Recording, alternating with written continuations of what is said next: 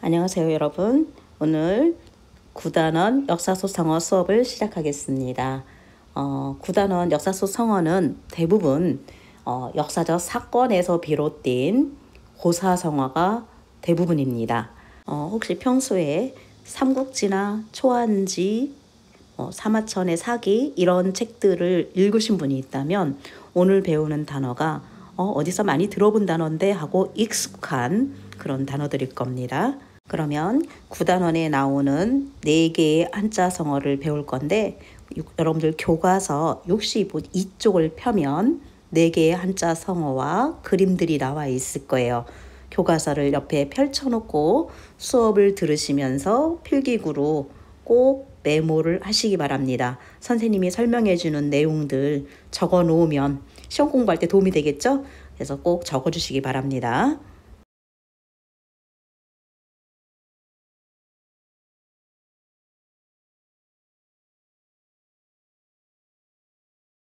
자, 62쪽에 나와 있는 한자성어를 이렇게 파일로 만들어 봤는데요. 그 4개의 단어가 뭐뭐가 나와 있는가 한번 살펴볼까요? 첫 번째 나온 단어 어부지리가 나와 있습니다. 어부지리. 그래서 어부지리. 그 다음에 두 번째 단어는 결초보은이란 단어가 나와 있어요.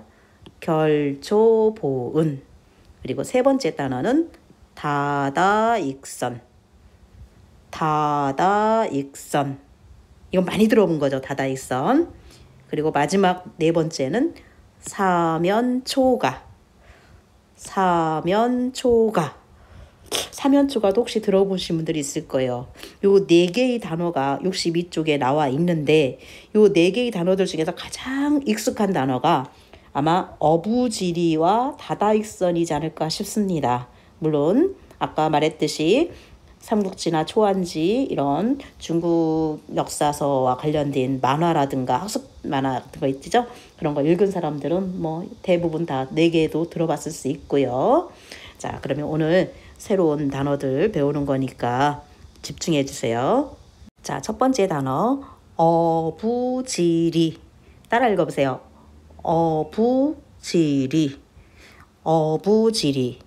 어부지리에서 어자가 무슨 뜻이냐면 고기 잡다라는 뜻입니다. 고기 잡다. 물고기 잡는 거 있죠? 고기 잡을 그리고 부는 아버지 부자죠. 아버지 부. 그리고 지자는 우리 어조사지 배웠죠? 어조사지. 지기지우라든가 수어지교 할 때 나왔었죠. 그 다음에 니자는 이로울리. 나에게 이롭다. 이로울리. 손해보지 않고 이익이 되는 걸 의미할 때 이로울리. 이 고기 잡을 어자는 앞에 있는 고기 잡을 어자는 혹시 여러분들 물고기 어자와 혼동하시면 안 됩니다. 물고기 어자가 이렇게 생겼어요. 고등어, 상어, 잉어, 물고기 종류에는 요 물고기 어자가 들어갑니다. 얘는 물고기 어자입니다. 물고기 그런데 지금 어부지리에 나와 있는 어자는 그 물고기를 잡는 거예요. 그래서 고기 잡을 어자로 쓰입니다. 이 차이점이 뭐냐면 왼쪽에 물을 뜻하는 물수변이 들어가 있습니다. 물가에 가야 물고기를 잡을 수 있죠. 그래서 물수자가 들어가면 고기 잡을 어자가 된다는 점 기억해 두세요. 그래서 이 고기 잡을 어자가 들어가는 단어는 우리 주변의 일상 용어 중에 어부라든가 어부, 어선 그럴 때 쓰입니다. 자, 그 다음에 아버지 부자가 나와 있고 아버지 부자는 다 아는 거죠.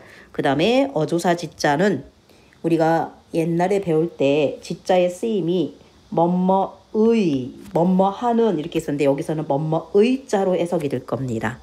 이 지자의 쓰임 중요했었죠. 그 다음에 니자는 이로울 니자이기 때문에 어떤 단어에 쓰냐면 앞에 오면 이로 소리가 납니다. 이익을 얻는다. 나에게 이득이 되었다. 그럴 때는 이로 읽힙니다. 그런데 뒤에 올 때는 뭐 편리하다 또는 유리하다, 불리하다 이럴 때는 니자로 읽죠. 니자. 뒤에 올 때는 니인데 앞에 올 때는 두음 법칙에서 이로 소리가 납니다. 그래서 이룰 리자 예시 단어들이 이렇게 있다는 거. 이걸 이제 한자의 뜻을 살펴봤으니까 해석을 해보면 한자 그대로 순서대로 해석이 됩니다. 어부는 말 그대로 고기 잡는 일을 하는 사람이니까 어부 그대로 해석합니다. 어부의 이익, 이득, 이익이라고 해도 되고 이득이라고 해도 됩니다.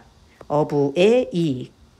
근데 일상적으로 쓰는 어부라는 단어에 이 아버지 부자가 들어가 있다고 해서 고기 잡는 아버지라고 쓰이는 것이 아니라 여기서는 이 아버지 부자가 그냥 사람, 고기 잡는 일을 하는 사람, 어떤 직업에 종사하는 사람이란 뜻으로 쓰인 겁니다.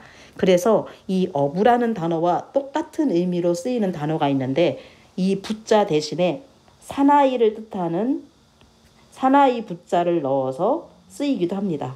아버지 부자 대신에 사나이 부자를 넣기도 합니다. 그래서 해석이 어부의 이익이었죠. 그러니까 한자 그대로 순서를 적으면 의 이익 이렇게 1, 2, 3, 4 순서대로 해석이 됩니다. 이 단어의 속뜻이 교과서 63쪽에 나와 있습니다. 교과서 63쪽에 뭐라고 나와 있냐면 둘이 싸우는 사이에 제3자가 이익을 얻었다고 나와 있을 거예요. 속뜻 둘이 다투는 사이에 제3자가 이익을 얻음. 이게 속뜻입니다. 여기다가 속뜻을 써준다는 거지 선생님이 안 썼는데 이게 속뜻이에요. 근데 이 속뜻을 왜 이렇게 아니 어부가 이익을 얻었는데 어떻게 갑자기 제3자라는 말이 나올까 이해가 안 되죠. 그래서 이 단어의 유래를 알아야 되는데 요 위에 분홍색에 있는 요 말은 이 단어가 나오게 된 유래입니다. 뭐라고 돼 있냐면 도요새와 조개가 다투는 틈을 타서 어부가 둘 다 잡았음 이렇게 돼 있어. 둘이 다툰다라는 건 도요새와 조개가 다투는 거예요. 그리고 어부는 아무 관련도 없는 제3자가 되는 거죠. 이 내용을 조금 더 설명을 해줄게요. 강가에 큰 조개가 너무나 햇살이 좋고 날씨가 좋으니까 오랜만에 일광욕 좀 즐겨볼까? 그러고서 모래벌에 나가서 조개 껍데기를 쫙 벌리고 햇볕을 쬐고 있었어요. 그런데 때마침 그때 배가 고파서 먹이를 구하러 나왔던 도유새가 그 조갯살을 보고 부리로 탁 쪼았습니다. 그 부리를 쪼자마자 여유롭게 선텐을 즐기고 있던 조개가 껍데기를 탁 닫아버린 거예요. 딱 닫아버리니까 도요새는 날아갈 수도 없고 부리를 뺄 수도 없고 너무 곤란한 지경이 된 거죠. 그래갖고 서로 빨리 껍데기를 벌려라. 도요새는 조개한테 요구를 하고 조개는 네가 먼저 내 살을 놓아야 된다 하면서 실갱이를 벌이고 있는 겁니다. 그렇게 막 실갱이를 벌이고 있는 틈새에 고기잡이를 나가던 어부의 눈에 띄게 된 거죠. 그래서 어부가 딱 보고 어라 이건 웬 횡재야? 웬 떡이야? 그러면서 두 마리를 힘 하나도 안 들이고 잡아간 겁니다. 그러니 도요새하고 조개는 열심히 싸웠지만 아무 이득도 없이 누구 좋은 일만 시킨 겁니까? 어부만 좋은 일을 시킨 거죠. 그래서 아무 노력하지 않고도 둘이 싸우는 사이에 관련도 없는 어부가 이익을 얻었다는 데에서 나온 말이기 때문에 제3자가 이익을 얻었다는 의미로 사용되기도 합니다. 이 어부지리와 관련된 그 실생활의 예시가 참 많습니다. 동계올림픽 때 그 스피드 스케이팅에서 1, 2, 3위로 들어오던 선수들이 서로 앞치락 뒤치락 하면서 경쟁을 치열하게 벌이다가 1, 2위 선수가 서로 칼날에 스케이팅 날에 걸려서 넘어지고 그리고 그 뒤에 따라오던 3위의 선수가 금메달을 따는 경우도 있었어요. 그것도 어부지리라 할 수 있죠. 그리고 또 역사적으로 아픈 역사 속에서도 또 한 가지가 있는데 우리가 6.25 전쟁을 벌여서 남한과 북한이 분단된 상태에서 전쟁을 막 정말 많은 희생을 치르면서 벌였는데 그 틈을 타서 군수물자, 무기라든가 이런 군수물자를 팔아서 경제 성장을 이룬 일본이 있었습니다. 우리는 같은 민족끼리 싸우느라고 서로 피 터지게 싸웠는데 아무 이득도 없이 전쟁 폐허만 남았고 그리고 분단을 겪어야 했고 일본만 군수 물자를 통해서 큰 성장을 이루었던 그것도 일본에게는 어부지리가 되었겠죠. 다시는 그런 일이 없어야겠다는 어떤 교훈도 됩니다. 두 번째 단어 결초보은을 알아보겠습니다. 읽어보세요. 따라 읽어보세요. 결초보은, 결초보은, 결초보은. 자, 여기 결초보은의 결자가 뭔지 뜻을 알아볼까요? 결자는 맺을 결자입니다. 매듭을 짓는다, 묶는다, 묶는다는 의미도 있습니다. 맺는다는 얘기는 묶을 결, 맺을 결 다 되는데 보통 맺을 결이라고 있습니다. 뭐 결론, 결과, 뭐 결혼 그럴 때 쓰는 글자입니다. 그 다음에 초자는 풀초자죠. 풀, 화초, 초목 이럴 때 야생초 그럴 때 쓰이는 겁니다. 잡초 그럴 때도 쓰이겠죠. 그리고 보자는 갚을 보자예요. 은혜를 갚는다, 뭐 원수를 갚는다, 뭐 이렇게 보답한다, 보은한다 할 때 보자입니다. 이게 원래 보자가 알리다라는 의미도 있습니다. 보고한다 또는 뉴스를 보도해드리겠습니다 할 때 보자. 그때는 알릴 보자예요. 근데 여기서는 갚을 보자로 쓰였습니다. 은자는 은혜 은자입니다. 은혜를 입었다, 은혜를 베푼다 그럴 때 은자입니다. 그래서 결초보은 요 한자 성어는요 해석 순서가 서술어 목적어 서술어 목적어이기 때문에 2143으로 됩니다. 써줄게요. 자, 풀초자를 1번으로 해석해요. 그리고 맺을결, 은혜은, 갚을보 요 순서대로 해석이 됩니다. 그래서 아래 해석에 보면 뭐라고 되어 있느냐, 여기 해석이 나와 있죠. 풀을 목적어죠. 풀초자가 1번이었죠. 묶었다는 얘기는 맺을 겨자였죠. 묶어서 은혜가 세 번째죠. 갚음, 은혜를 갚음. 풀을 묶어서 은혜를 갚는다. 그래서 2143으로 해석이 됩니다. 풀을 묶어서 은혜를 갚는다. 어떻게 풀을 묶어서 은혜를 갚았을까요? 이 해석만 봐갖고는 무슨 의미인지 이해가 안 돼요. 그리고 요 밑에 속뜻이 나와 있죠. 풀을 묶어서 은혜를 갚는다고 풀이를 했는데 어떻게 풀을 묶어서 은혜를 갚은 것이 죽어서도 은혜를 잊지 않고 갚는다라는 의미로 쓰였을까? 궁금하지 않습니까? 그래서 이거는 반드시 유래를 알아야 됩니다. 유래. 이 단어가 나오게 된 유래를 알아야 풀을 묶어서 은혜를 갚는 방법이 왜 죽어서도 은혜를 잊지 않고 갚는 건지 이해할 수 있어요.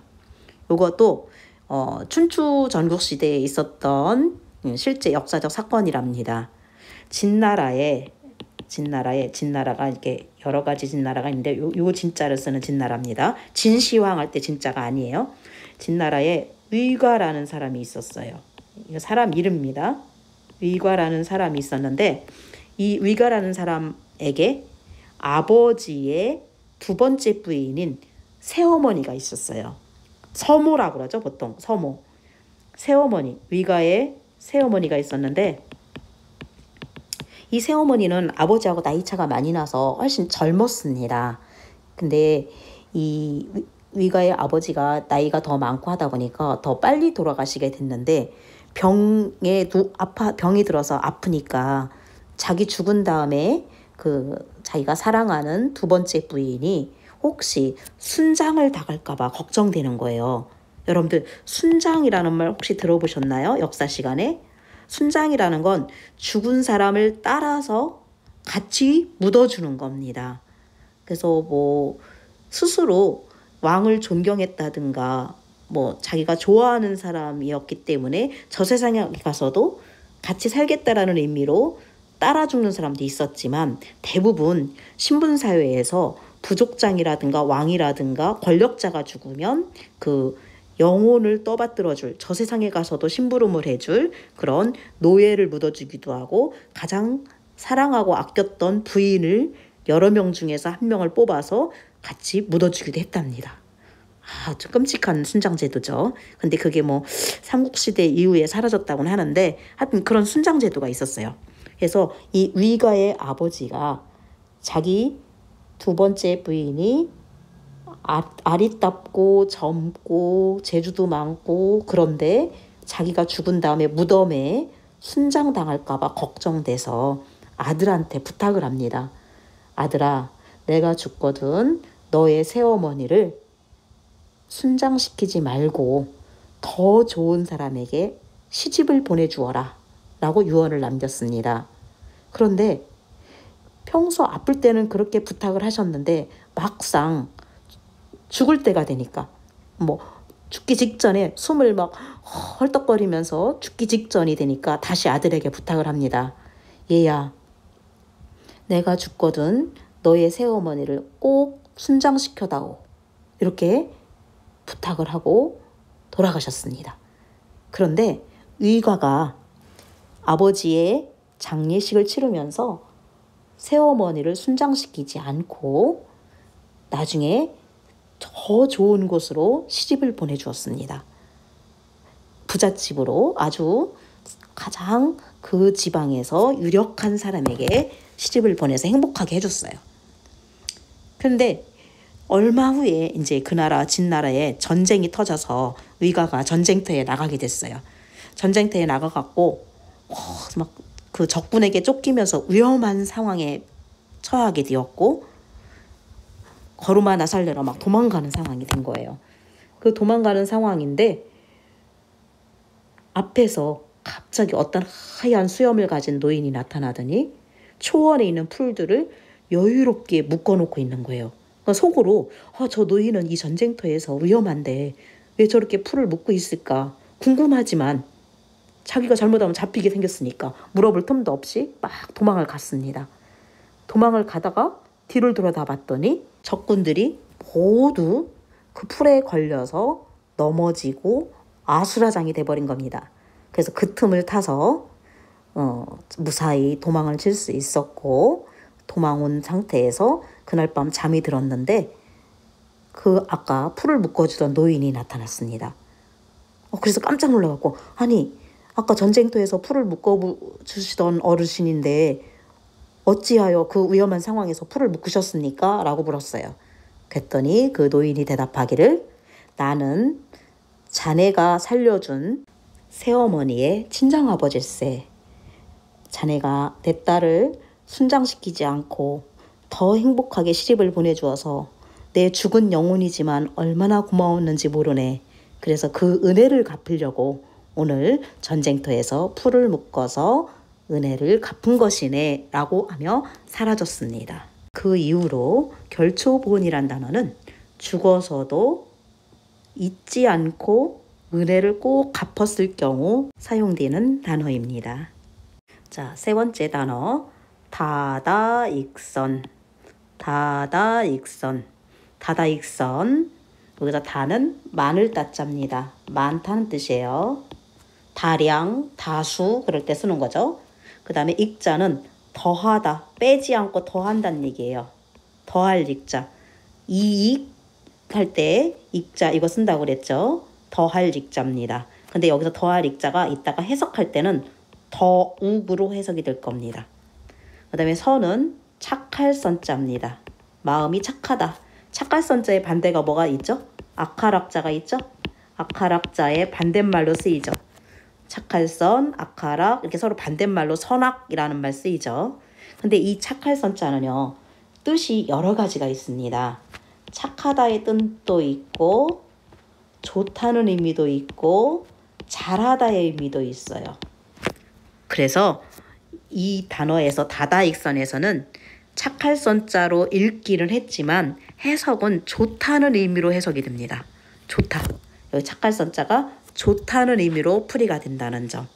꼭 알아두셔야 됩니다. 그래서 밑에 해석에도 좋다로 돼 있을 거예요. 그래도 요거는 써 있는 순서대로 해석이 됩니다. 그래서 1, 2, 3, 4.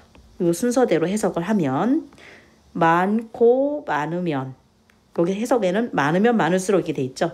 많고 많다. 많으면 많을수록 이렇게 해석하죠. 더욱 좋다. 많으면 많을수록 더욱 좋다. 이 익자가 더욱으로 해석이 된다는 점과 선자가 좋을 선자로 해석이 된다는 점이 다른 글자 쓰일 때와 다른 점입니다. 꼭 알아두셔야 됩니다. 요즘 점. 근데 이 다다익선 많으면 많을수록 더욱 좋다. 속뜻도 똑같습니다. 이 속뜻이에요. 많으면 많을수록 더욱 잘 활용할 수 있고 잘 이용할 수 있다는 의미로 쓰입니다. 우리가 이 세상에는 많으면 많을수록 좋은 게 많죠. 어떤 학생들한테 물어보면 돈이 많으면 많을수록 좋다. 어떤 사람은 친구가 많으면 많을수록 좋다. 또 어떤 사람은 지식이 많으면 많을수록 좋다. 이렇게 얘기하는 사람들이 있더라고요. 여러분들에게는 무엇이 많으면 많을수록 좋은지 생각해 볼 필요가 있겠죠. 자, 다다익선은 교과서 그림에도 나와 있습니다. 62쪽에. 아까 삼국지나 초한지를 읽어보면 이런 단어가 나온다고 했는데 한나라의 첫 번째 임금인 고조가, 원래 이름은 유방입니다. 한나라 고조의 이름이 유방인데 한나라 고조가 한신이라는 장수에게 질문을 한 거예요. 한신에게 물었습니다. 뭐라고 물었냐면 자네가 보기에 나는 얼마의 군사를 거느릴 수 있겠는가? 이렇게 물었어요. 그랬더니 한신이 대답하기를 왕께서는 10만의 군사를 거느리실 수 있습니다. 10만 명의 군사를 거느릴 수 있다고 합니다. 그래서 유방이 깔깔 웃으면서 그래? 그러면 자네는 한신이죠? 자네는 얼마나 거느릴 수 있겠는가? 그랬더니 한신이 뭐라고 그러냐면 소신은 다다익선이옵니다 라고 대답을 했어요. 다다익선이옵니다. 무슨 얘기예요? 소신은 많으면 많을수록 더 잘 거느릴 수 있습니다 라고 대답을 했어요. 아니 왕한테는 10만 병만 거느릴 수 있다 해놓고 본인은 많으면 많을수록 100만도 줬고 200만도 줬고 1000만도 줬고 많이 거느릴 수 있다고 하는 겁니다. 그러니까 이 왕이 생각할 때, 고조가 생각할 때 이것 봐라 이놈 봐라 나를 무시하네. 나는 10만밖에 안 된다고 하고 지는 많으면 많을수록 좋다고 하네. 무슨 꿍꿍이 속이지? 생각하고 다시 질문을 했습니다. 그러면 10만 명밖에 거느리지 못하는 나에게 자네가 왜 신하 노릇을 하는가? 라고 물었습니다. 그랬더니 한신이 다시 대답을 하죠. 제가 거느리는 군사는 일개 병사들이고 왕께서 거느리는 군사는 저와 같은 장수입니다. 왕께서는 장수 10만을 거느릴 수 있는 능력을 지니셨습니다. 하고 대답을 했답니다. 그 이후로 많으면 많을수록 좋다라는 이 다다익선이라는 단어가 쓰이기 시작한 겁니다. 자, 마지막으로 네 번째 단어입니다. 읽어볼까요? 사면초가. 사면초가. 사는 이미 배운 글자죠. 넉사자입니다. 넉사자 4개를 뜻하죠. 면은 교과서에는 얼굴면자로 나와 있는데 이게 우리 얼굴에 면상, 면목 없습니다. 안면 이럴 때는 얼굴면이에요. 그런데 이 얼굴면자가 방향이나 방위를 나타내기도 합니다. 그래서 여기서는 어디 방면을 뜻하는 면자로 쓰였습니다. 먹골방면, 건대방면 이렇게 방면이라는 말 많이 들어봤죠. 어떤 방향이나 방위를 나타내는 면자로 쓰이기도 합니다. 그 다음에 초자는 초나라 초자입니다. 초나라, 나라 이름이에요. 초한지에 나오는 초나라고 한나라고 싸우게 되죠. 그 다음에 가는 노래 가자입니다. 노래 가자예요. 노래, 가요, 가수, 가사 그럴 때 노래 가자입니다. 자, 그래서 한번 읽어볼까요? 넉사, 얼굴면, 초나라초 노래가.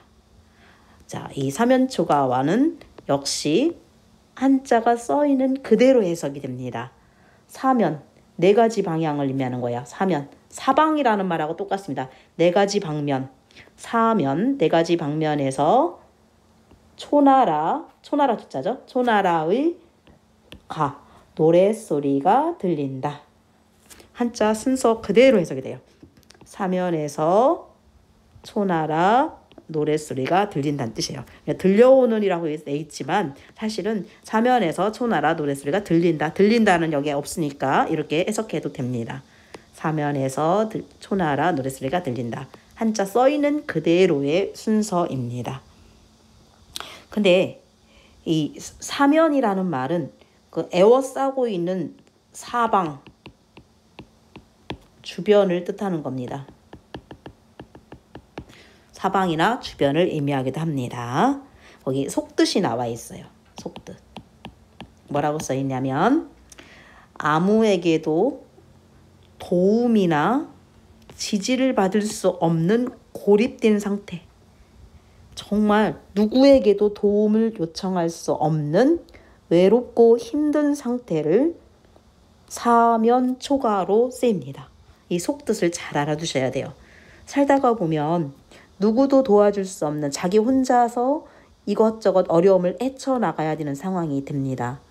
그 사면초가 겪어보지 않은 사람은 모르겠지만, 자, 이 말의 유래를 먼저 살펴보겠습니다. 유래는 초나라하고 한나라하고 전쟁을 벌이다가 마지막 싸움터인 해하성에 있었어요. 해하성. 여기서 항우가 한나라에게 크게 패하고 자결을 하고 죽게 되는 전쟁입니다. 해하성 전투. 해하성 전투에서 한나라가 초나라를 포위를 한 거예요. 포위를 했습니다. 한나라가 초나라를 포위를 했어. 에워싸고. 그 포위를 하고 있는 상태에서 한나라 군사 사이사이에다가 초나라에서 그동안 잡혀왔던 병사들이나 포로들 또는 투항해왔던 초나라 병사들을 사이사이 집어넣어놓고 초나라 노래를 부르게 시켰습니다. 이 병사들에게 초나라 노래를 부르게 시켰어요. 여러분들 전쟁에서 몇 년간 산으로 들로 돌아다니면서 옆에서 적군이 죽어가는 모습도 보고 지칠 대로 지쳐있는 병사들이 자기 고향 노래를 들으면 어떻겠어요? 싸울 의욕이 사라집니다. 고향에 빨리 가고 싶고 눈물이 나고 모든 것이 허망하게 느껴지고 그 심리를 이용하고자 한나라에서 꾀를 낸 거예요. 그래서 그동안 잡혀왔던 초나라 군사들이 초나라 노래를 부르니까 아니나 다를까 정말로 이 포위되어서 그러잖아도 두렵고 한나라 군사가 서서히 포위망을 좁혀오면서 언제 죽을지 모르는 두려움에 쌓여있는 초나라 군사 입장에서 자기 고향 노래까지 들려오니까 에휴 이래 주구나 저래 주구나 마찬가지인데 차라리 투항을 해서 고향에 가고 싶다 이런 마음이 드니까 많은 병사들이 투항을 하고 싸울 의욕을 잃었답니다. 그래서 쉽게 한나라가 초나라를 멸망시킬 수 있었습니다. 어려움에 처했을 때 누구에게도 도움을 청할 수 없는 외롭고 힘든 상태를 비유하는 말로 쓰이는 것이 바로 사면초가입니다.